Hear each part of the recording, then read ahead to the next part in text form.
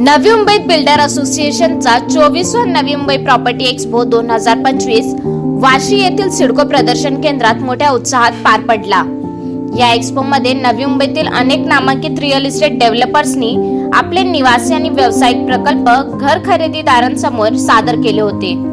यामध्ये नवी मुंबईत दर्जेदार बांधकाम, वेळेवर प्रकल्प पूर्तता आणि विश्वासार्हतेसाठी ओळखले जाणारे SM डेव्हलपर्स हे नाव विशेषत्वाने लक्षवेधी ठरले।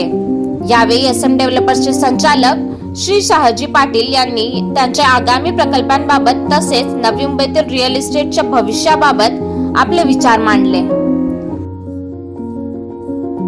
बरोबर आहे, ते मेट्रोचीच बिल्डिंग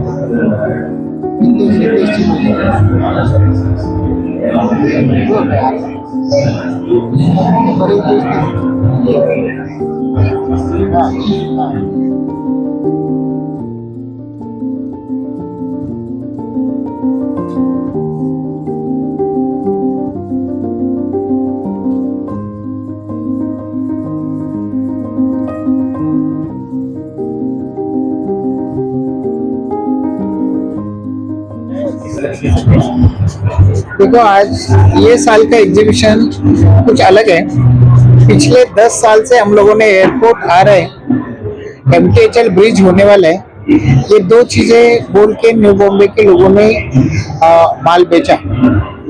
वो हम लोग तभी जब भी बोल रहे थे तभी लोग बोल रहे थे कि कितना साल तक आप एक सपना दिखाएंगे, लेकिन ये साल ऐसा है कि एग्जीबिशन खत्म होने के बाद इमीडिएटली अपना एयरपोर्ट के ऑपरेशन चालू होने वाले हैं। MTHL चालू हो चुका है। MTHL में कल ये अधिवेशन में MTHL से अगर इलेक्ट्रिक कार लेके आप ट्रैवल करेंगे तो आपको टोल नहीं लगेगा।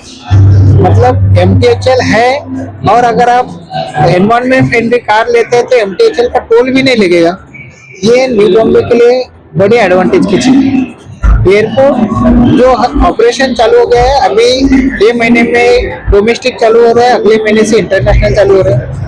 अभी एयरपोर्ट आने के बाद में एयरपोर्ट से रिलेटेड काफी सारी चीजें आने की ड्यू है, जैसे कि अभी एरो सिटी आ रहा है, मेडी सिटी आ रहा है, एजू सिटी आ रहा है, स्पोर्ट सिटी आ रहा है, सेमीकंडक्टर फैक्ट्री आ रहे हैं। पिछले 20 साल से 4300 एकड़ जो वो टाइम का नवी मुंबई SEZ था, आज के डेट में इंटीग्रेटेड इंडस्ट्रियल एरिया है, वो रिलायंस के पास है, वो डेवलप होने का ड्यू है।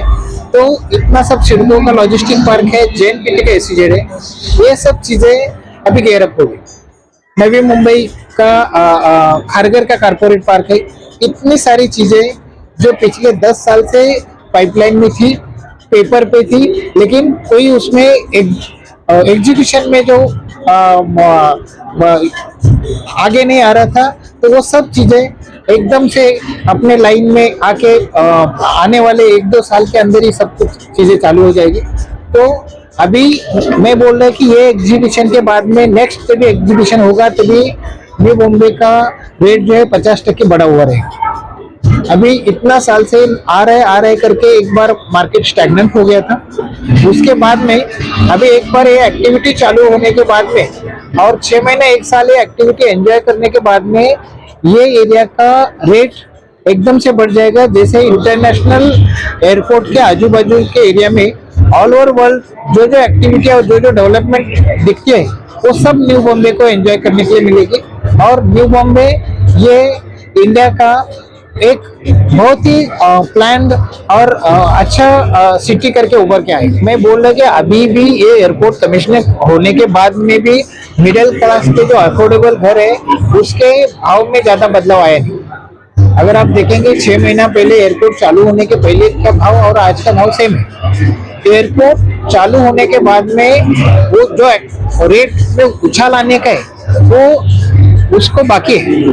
तो अभी लोगों ने आने वाले 2-4-6 महीने के अंदर वो प्रॉपर्टी खरीदने का अपना जो ये है मंसूबा है वो एड्रेस करना चाहिए और उसमें लोगों को फायदा होगा। उसके बाद में धीरे धीरे भाव बढ़ेंगे और 2 साल के बाद में यहाँ के भाव बहुत ही ज्यादा होंगे।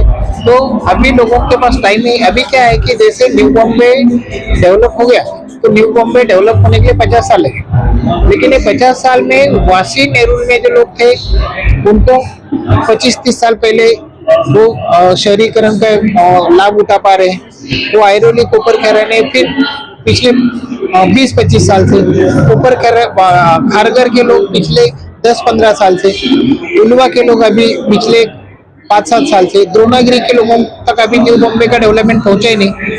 अभी सेम जैसे नवी मुंबई का एयरपोर्ट आने के बाद में, एमटीएचएल आने के बाद में ये सब बदलाव आने वाला है और लोगों को बड़े पैमाने पे फायदा होने वाला है। उसके लिए भी लोगों ने वो उसको कैटेगराइजेशन करना चाहिए। ये सब जो भाव में चेंजेस आने वाला है, लाइफस्टाइल चेंज होने वाले, वो भी स्टेज वाइज होने वाले।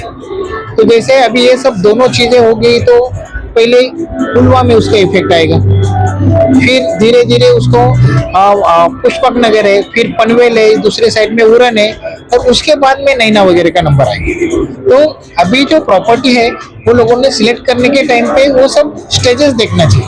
मतलब एयरपोर्ट आने के बाद में 20 किलोमीटर के पेरीफेरी में भाव बढ़ने वाला ये सच ही है, लेकिन उसमें ज्यादा से ज्यादा फैसिलिटी अपने को मिलने के लिए अभी अपन इमीडिएट कहाँ पे खुद को प्लेस करना चाहिए उसके लोगों ने स्टडी करके वो हिसाब से डिसीजन लिया। वो 45 लाख से 55 लाख और प्लस उसका गवर्नमेंट के टैक्सेशन, ये कैटेगरी में हम लोगों को घर दे रहे हैं। जो घर दे रहे हैं हम लोग, वो घर ऐसे दे रहे कि हमारे ये कमिटमेंट है कि आने वाले 50, 70 साल, 80 साल तक हमारे घर अच्छे रहेंगे। ये हिसाब से हम लोग उसका केयर लेके बनाए। मतलब जैसे शिडको ने घर बनाया था और आज अपन न्यू बॉम्बे में देख रहे कि जिसको 25 साल 30 साल हो गए सब घर रीडेवलपमेंट के लिए आए। तो मेरा ये खुद का ऐसा मानना है कि हम लोगों ने वो घर बनाने के टाइम्स पे ज्यादा से ज्यादा 50 साल 100 साल वो घर ने सर्विस देना चाहिए, ऐसा अपन ने घर बनाना चाहिए। अगर अपन ऐसा नहीं करते तो आने वाले जनरेशन के नेचुरल रिसोर्सेस अपन खत्म कर रहे हैं और उनके ऊपर ये अन्याय कर रहे हैं।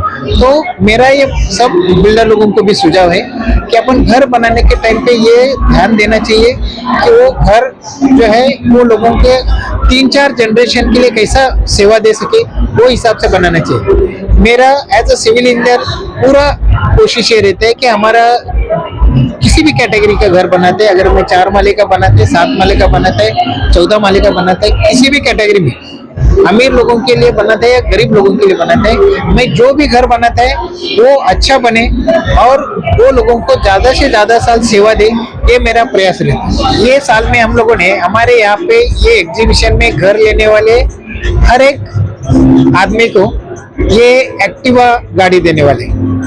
अभी ये जो एक्टिवा है, ये एक्टिवा उनके हाउस वाइफ को जो है वो जो एरिया में रहते वो एरिया में मार्केट में जाने के लिए और उनके सब काम के लिए काम आएगी। तो हम लोग जो है वो ये घर के खुशी के साथ में वो घर के वो आजू बाजू के मार्केट में कनेक्ट करने के लिए, वो बच्चे लोगों को स्कूल छोड़ने के लिए, मार्केट में जाके आने के लिए, हाउस वाइफ के लिए एक्टिवा एक मार्केट का अच्छा नामी ब्रांड का जो स्कूटर है वो हम लोग उनको ऑफर करने वाले हैं।